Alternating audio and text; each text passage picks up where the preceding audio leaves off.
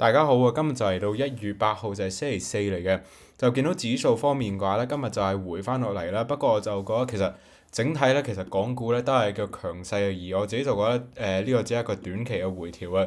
而如果大家係想短期做下好倉嘅話咧，我都係主要睇好都係嗰啲內險股啦。其實都講咗好耐啦，呢隻都其實如果有聽我講嘅話咧，都賺咗差唔多成10蚊啊。而我自己都係一路睇好啊。而係咯。大家有聽我嘅話咧，都賺得幾唔錯。2318同樣啦，都升到70蚊噶啦。而係咯，我而家呢排咧都係腳推止賺啊。至於如果話短線有啲咩新操作嘅話咧，其實我呢排咧亦都係望緊一隻阿里巴巴嘅。阿里巴巴方面嘅話咧，見到今日咧係跌得比較多啦。主要咧就係因為阿里巴巴咧就係啲人驚佢內卷啊，因為咧佢有啲新項目搞緊咧，而市場對內卷呢個問題咧都係比較敏感嘅，所以就你見到今日咧就跌咗落嚟啊。不過我自己就覺得咧，其實阿里巴巴整體咧，如果睇佢方向方面嘅話咧，都係比較強嘅。而我呢排咧就係望住140蚊。如果大家係想短炒嘅話咧，就可以睇住140蚊呢個位置咧，係可唔可以守得住嘅？而如果短期方面啊，即係純短線短炒嘅話咧，呢個140蚊，即係你話穿一穿跟住即刻彈翻上嚟嘅話咧，其實我自己就覺得係可以搏一搏好倉嘅。所以就呢一排我係觀察住啦。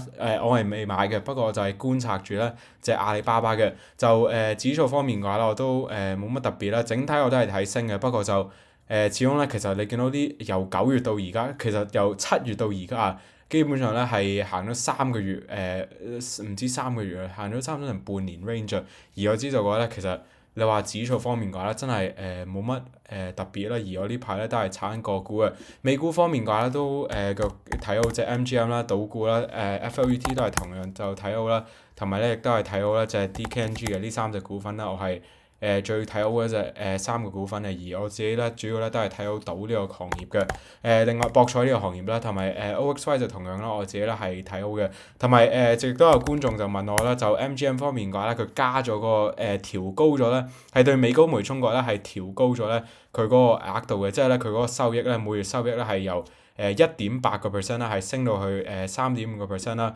係有啲咩影響咧？其實我自己就覺得影響唔大嘅，對美高梅中國影響係大，因為咧佢直頭毛利咧係跌晒落嚟嘅。不過就你話對美高梅美國咧，其實係會唔會好大利好咧？其實我自己就覺得咧係會利好嘅，係會多咗一個收入來源啦。不過就利好嘅程度咧唔會太多嘅，因為如果你睇翻嘅話咧，美高梅咧其實咧係已經咧係佔中國咧美高梅中國咧係50%嘅。而你當佢嗰個收入係佢個 royalty 啊收緊每年係收緊大概係9,000萬美金左右咧。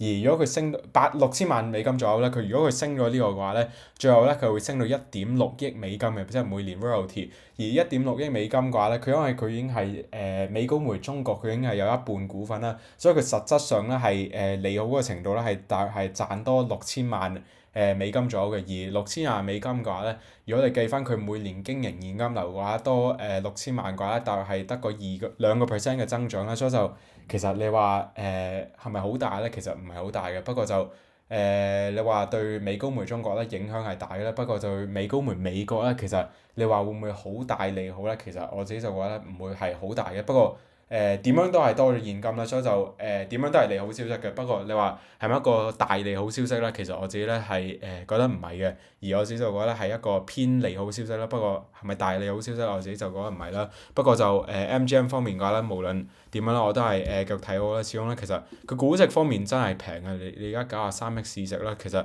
真心係平嘅。而我知道嘅話咧，其實呢隻咧起碼值150億左右啦，即係150億市值左右嘅。所以就仍然咧都有一個比較大嘅上升空間啦。所以就我自己咧係繼續睇好嘅。OXY 就同樣啦，我係繼續睇好啦。不過就都要有耐性啦。始終咧其實呢排啲人係炒隻雪佛龍啊，而比較少人炒呢隻，所以就買呢隻嘢都係要有耐性嘅。